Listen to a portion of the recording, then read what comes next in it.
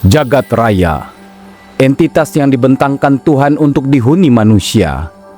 Dari keluasannya yang hingga kini masih misteri, hanya ada satu planet yang diketahui bisa dihuni, Bumi. Kadang mungkin dalam pikiran kita timbul satu pertanyaan klasik. Untuk apa sekian banyak bintang, planet, dan benda angkasa lain diciptakan jika hanya ada satu planet saja yang dapat ditinggali manusia? Jawabannya bisa beragam, tergantung dari sudut pandang mana kita melihatnya. Tapi, bagi orang Minang, alam raya adalah guru. Manusia belajar darinya. Sejak zaman Nabi Adam hingga kini, tentu telah banyak ilmu yang diserap manusia dari alam. Dari sekian banyak cabang ilmu, sebagiannya begitu klasik. Lahir dari keyakinan yang berkarib dengan pengetahuan dan pembacaan terhadap alam, di Minangkabau terdapat sebuah pengetahuan tradisional. Pengetahuan ini disebut dengan palangkahan.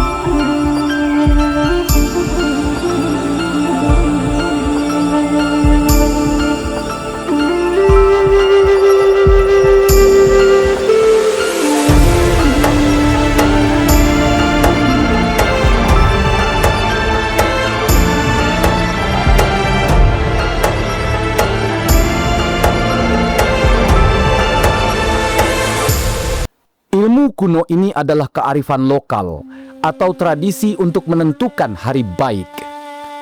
Maetek Paradi adalah salah satu pewaris palangkahan.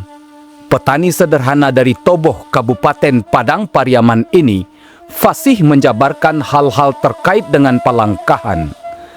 Keterangan-keterangannya bahkan telah menjadi rujukan bagi penelitian ilmiah. Palangkahan ko guna kok mencari hari alek, mengali perumahan untuk usaha, ya untuk merantau bisa juga. Itulah nanti cari bulan bara umpama kini kok ya area bisa melangkah. Tapi di dalam bulan itu dicari bulan ketek, bulan Arab itu ada pon, ada kliwon. Nah, jam bara harus biasa melangkah. Itu tidak bisa mudah saja umpama bulan sekian kan rancak tuh, tapi dicari jamnya. Ilmu palangkahan tidak hanya berkembang di Minangkabau. Ilmu ini juga berkembang di sejumlah daerah lainnya. M. Yunis, salah seorang peneliti dari Universitas Andalas, memberi perhatian besar terhadap palangkahan dalam sejumlah penelitiannya. Nah, terkait dengan palangkahan, sebenarnya palangkahannya tersebar seluruh Minangkabau. Bisa seperti dari Aye Bangi, Padang Pariaman sampai ke Sulawesi Selatan, dan termasuk sampai juga Muko-Muko. Kita lihat di Payakumbuh juga ada, Tanah Datar juga ada, Agam juga ada. Dan apa yang disebut daerah rantau pada lama itu Sulawesi Selatan, daerah Solo, dan sebab sampai di sana.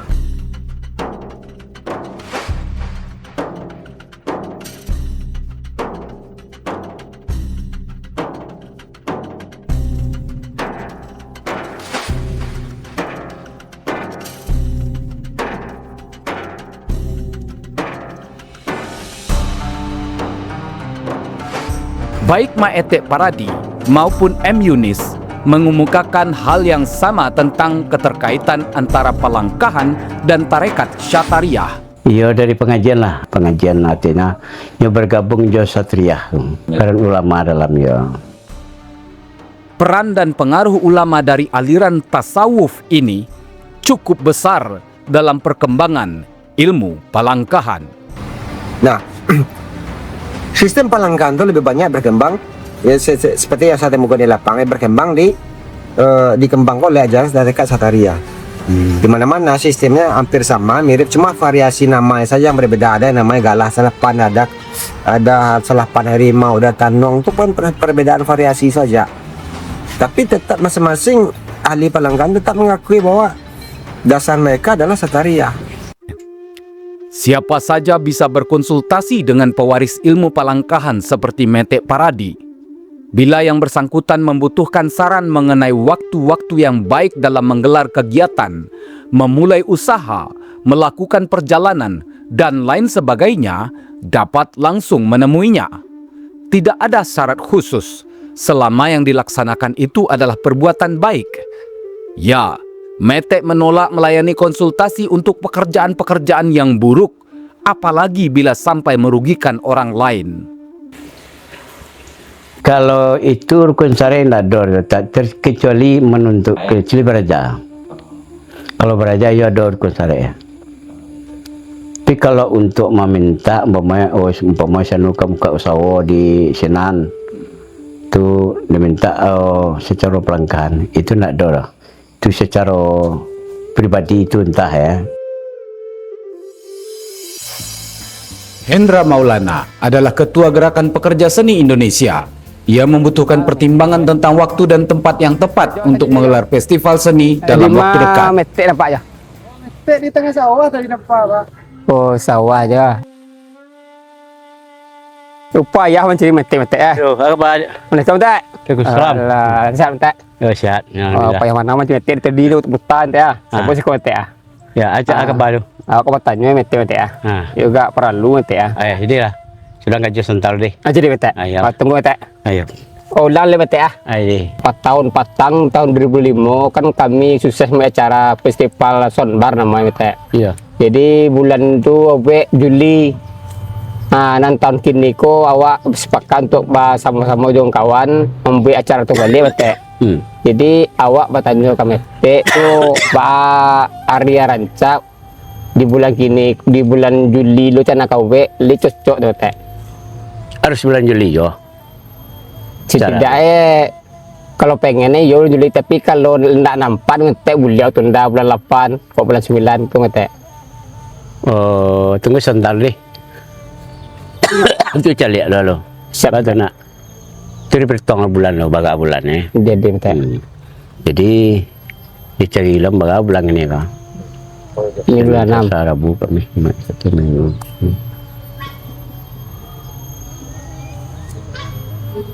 Kira-kira bulan Juli ku ancak lah nya.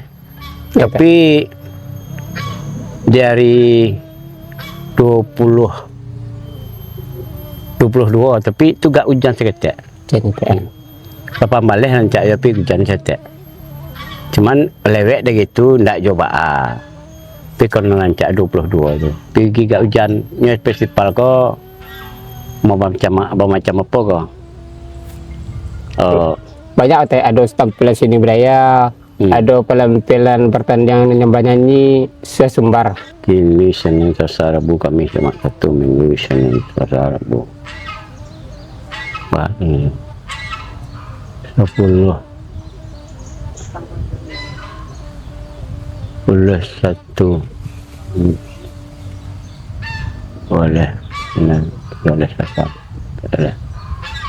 hari Kamis macam Kami teh. Kamis dari 5 balik pencak.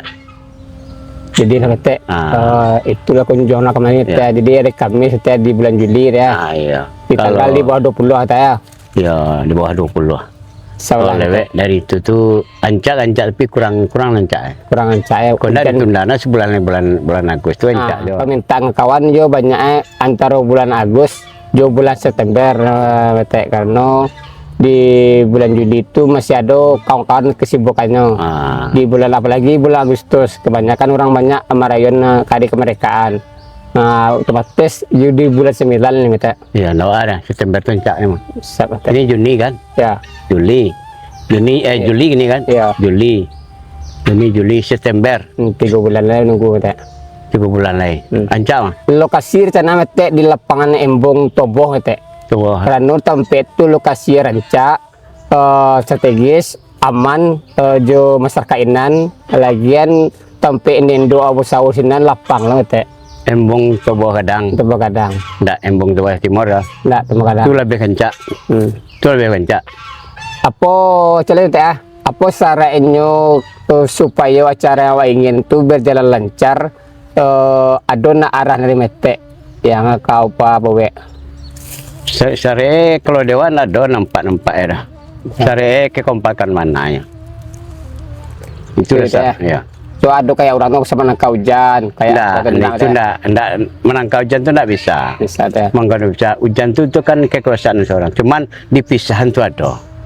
Dipisahan bawa siko, dipisahan kasinan tu. Tapi itu percuma.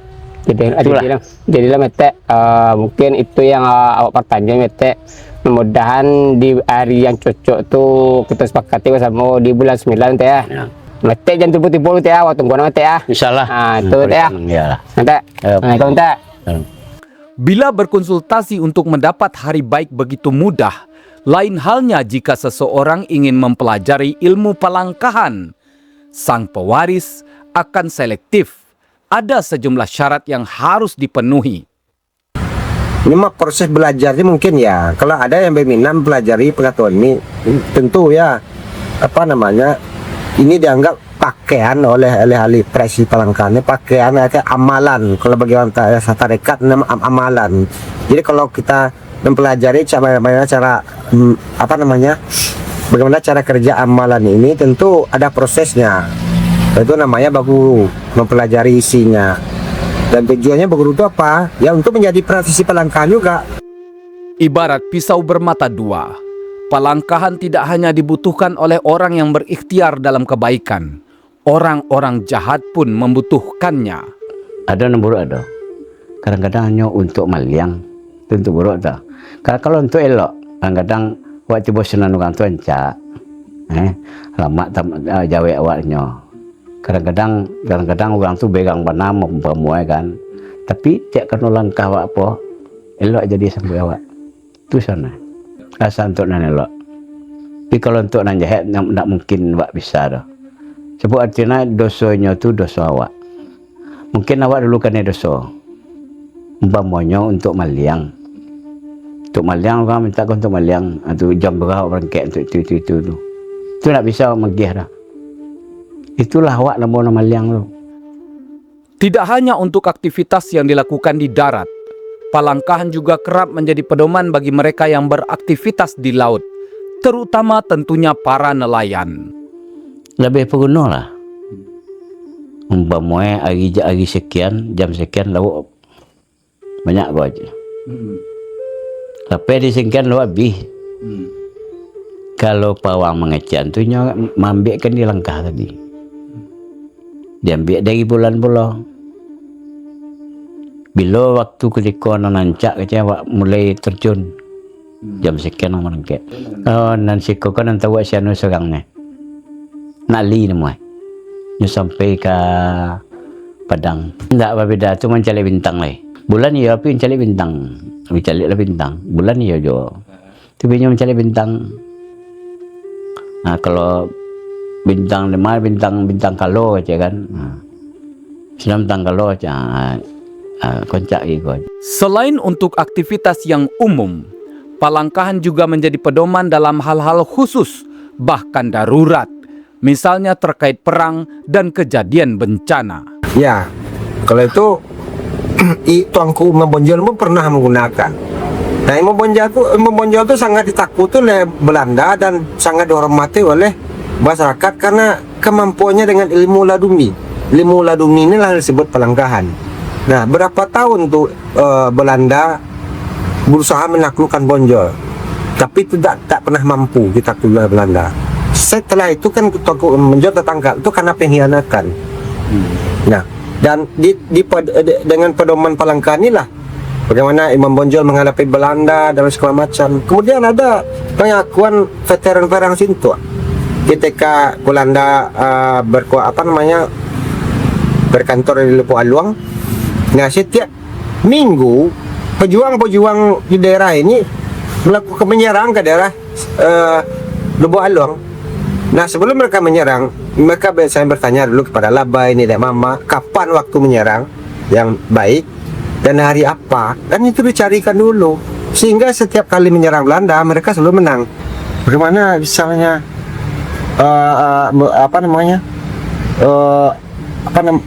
kita melindungi masyarakat kita dari bencana.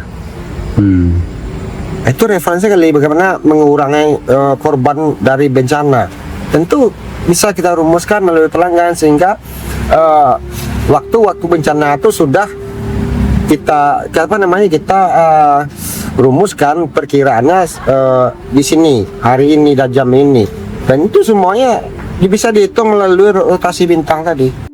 Seperti juga pengetahuan tradisional lainnya, palangkahan kerap dianggap sebagai sesuatu yang kuno oleh generasi hari ini. Akibatnya, minat untuk mempelajari atau memanfaatkan ilmu ini juga semakin hari semakin menipis. Tidak terlalu banyak yang tertarik sih. Cuma orang-orang yang tahu saja yang ingin belajar, ingin mengetahui. Para perantau biasanya mempelajari ini tuh. Ingin merantau Minang ya. Atau ada orang-orang di kampung yang berjualan, dia biasanya tidak sampai belajar, cukup bertanya saja ke nenek mama. Cuma untuk pelestariannya bagaimana pula cara melestarikan, dia barangnya tidak tampak gitu persoalannya. Ini sebuah pengetahuan lokal astrologi kuno masyarakat Minangkabau. Itu adalah dulu kakak awak, kini nyalah meninggal. Kakak awak tu dulu ada inyek muyang awaknya, muridnya ada dekat tetangga awak. Jadi nan kakak awak tadi kok ndak dinyek awak kau nya belajar dah. Di nan keturunan tadi di tetangga awak tadi, istrinya kerja. Berarti ilmu itu turun menurun dalam lingkungan keluarga, berarti? Ndak keluarga ndak lo dah. Nya mencari paham tadi. Umpamanya awak menilai gini kau, cuba kak siapa kau minta umpamanya kau. Kak paling minta kan, tua nilai lu bisa digih kau mungkin tak. Kalau di dalam apa ndak bisa makih tu salah kuno artinya ndak jadi berhasil dah. Berarti memang hati-hati banget. Iya, bapilih. Kalau untuk ilmu pengetahuan, ndak semua itu dah. Palangkahan memang sebuah pengetahuan klasik, tapi keberadaannya adalah bukti bahwa peradaban Nusantara, terutama Minangkabau, juga diwarnai dengan upaya manusia dalam membaca alam. Kebijaksanaan dan keluhuran pemikiran juga turut mengiringi kelahiran dan perkembangan palangkahan. Ilmu ini juga turut menawarkan titik imbang antara kepentingan manusia dan kosmos semesta. Disinilah spiritualitas lahir dalam kesadaran bahwa manusia hanya sebutir debu di tengah semesta yang tunduk di hadapan Sang Pencipta.